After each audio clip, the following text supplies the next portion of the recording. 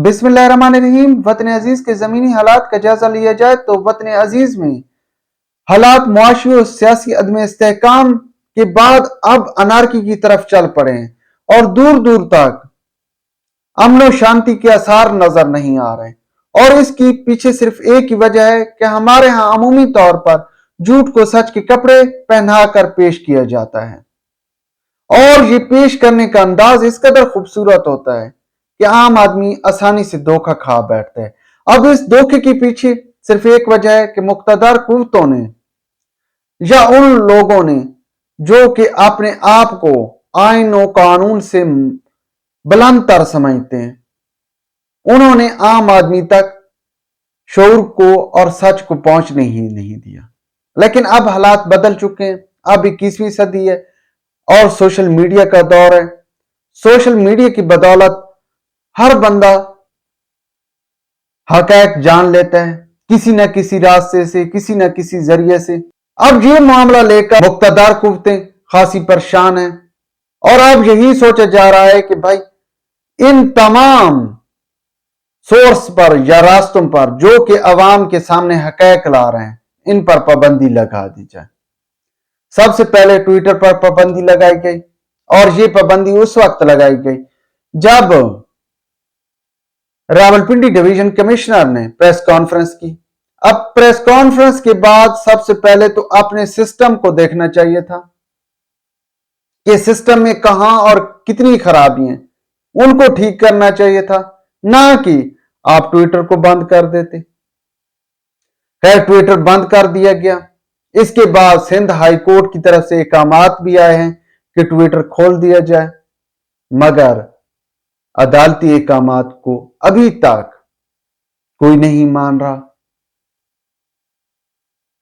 लेकिन मामला भाई ट्विटर पर नहीं रुकने वाला, क्योंकि जिस तरफ अब हालात चल निकले हैं और दूर दूर तक कोई बेहतरी की आसार नजर नहीं आ रहे, तो अब मामला फेसबुक, ट्विटर तो पहले ही बंद हो चुका है, फेसबुक, यूट्यूब और इससे अगला मरहला कौमी और उर्दू मीडिया है, उनको भी कंट्रोल कर लिया जाएगा।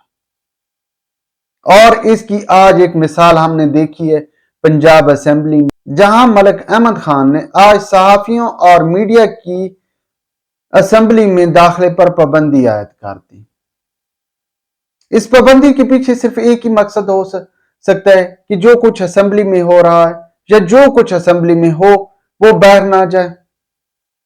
लेकिन कब तक सच को या हक़ाइक़ को आप छुपा कर रख सकते हैं? जबकि दूसरी जानिब सूरत हाल यह है कि मुल्क मुआशी और सियासी बहरानों में तो कब का दाखिल हो चुका है, अब आईनी बहरान की तरफ भी जा रहा है। जिस तरह सदर पाकिस्तान आरिफ अलवी ने इनकार किया है कि जब तक तहरीक इंसाफ, जो कि इस वक्त सुन्नी इत्तेहाद कौंसिल का हिस्सा बन चुके हैं या सुन्नी इत्तेहाद कौंसिल हो गए हैं तहरीक इंसाफ, वो या उनको मखसूस नशिस्तें नहीं दी जाती, उस वक्त तक वो असेंबली इजलास नहीं बुलाएंगे। जबकि दूसरी जानिब खैबर पख्तूनख्वा में भी असेंबली इजलास नहीं बुलाया जा रहा। तो जो इलेक्शन कमीशन की तरफ से शेड्यूल जारी किया गया है सदर के इंतखाब का, अगर खैबर पख्तूनख्वा असेंबली भी तरफ ना उठाए, विफाक में मौजूदा सदर असेंबली सेशन ना बुलाए, तो नए सदर का इंतखाब कैसे होगा? मामलात मजीद बिगड़ेंगे और जब मामलात मजीद बिगड़ेंगे तो फिर मजीद सख्तियां लगाई जाएंगी। हालांकि होना तो ये चाहिए था कि सबसे पहले हालात बिगड़ने की वजह को जानने की कोशिश की जाती, ना कि सोशल मीडिया पर या दीगर साइट्स पर पाबंदी लगाई जाती।